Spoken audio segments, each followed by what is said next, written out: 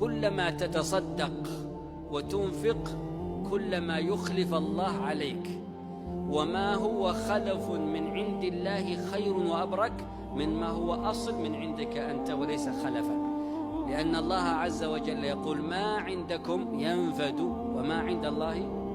باق. فإذا أخلف الله لك صدقة تصدقت بها فالخلف بعد الصدقة أبرك من الصدقة نفسها. ولهذا سر الغنى الإنفاق، وعبر التاريخ أكثر الناس غنى أكثرهم إنفاقا